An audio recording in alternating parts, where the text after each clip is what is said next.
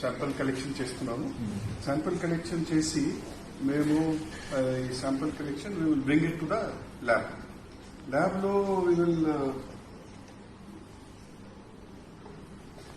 ల్యాబ్లో what will do is battery run now. This is the kit is there. In this we will dilute this, lysate this and put sample in this kit. The kit ante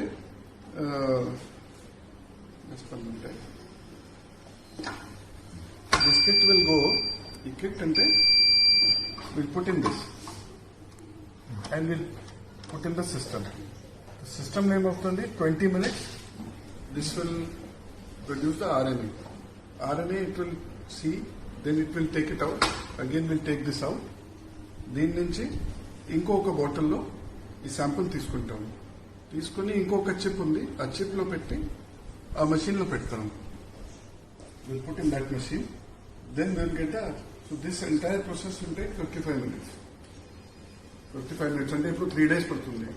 no will do it in 55 minutes. So ఒక machine ద్వారా 10 to 20 cases per day, depending on how many machines. So, mana state lo 230 machines unnai already. So immediately we can send these. We are sending these kits wherever these are located, sir. So easy ga ante check cheyochu. Next phase lo machine supply chestam. First is ki some machines unnai, the kit supply chestam. We are manufacturing 2,000 per day with the existing ultrasound manufacturing facilities. But once we get the laser welding machines, which is what is required. If once we get that particular machine, it will scale up from 2,000 to 25,000 units per day. And apart from this, from April 15th, we are also going to be manufacturing the ventilators for the first time. Indian manufactured, Indian assembled ventilators out of medtech zones, which will be almost 3,000 units per month, which will be scaling up to 5,000 units per month. Today, in our country, if I am not wrong, in our state especially, we do not even have not more than 2,000 ventilators. In a matter of 1 month, we can scale up not only the existing capacity, but we can also supply to the national capacity, national demand also can be met. The initiative, ever since this onset of this virus, what we thought was going to be coming in, the MTech zone people had come in and then they had said that the present day requirements, if we are to face this virus, because the test cases, the testing apparatus that is available in India, across India, is very low, and screening is also another one of the low structures. And this being the case of the day, so there was a proposal sent to government of Andhra Pradesh if we can facilitate and upgrade this to these facilities.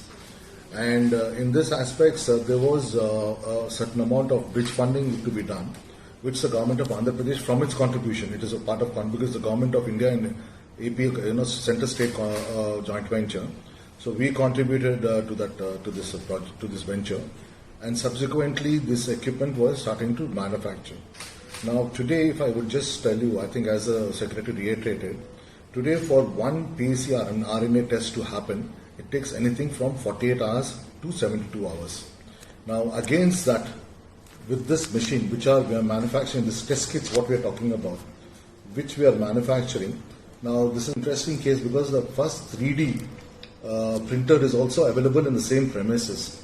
So from the 3D premise, the printing to the fusions of these cartridges, we then get on to the actual live models. This will facilitate us in receiving the result in less than 55 minutes against 2 to 3 days. And we are something like, historically, since TB has been in our, the country, the Indian people, Indian nations have this tuberculosis. They have been testing kits across the country, and especially in the state of Andhra Pradesh, we have something about 270 odd kits are available, machines are available. So this can adapt to that particular machine property. Immediately we can get 270 into 10. I mean, we are talking about 2,700 results in a day against what we are getting of 200 to 300 results per day. So this is tenfolds we are increasing the testing apparatus.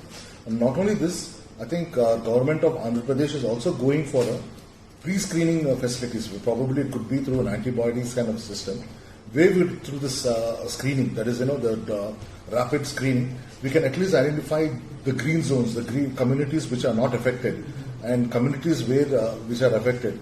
We can localize the infections or the virus to that particular point, and make sure we create a buffer zone over there.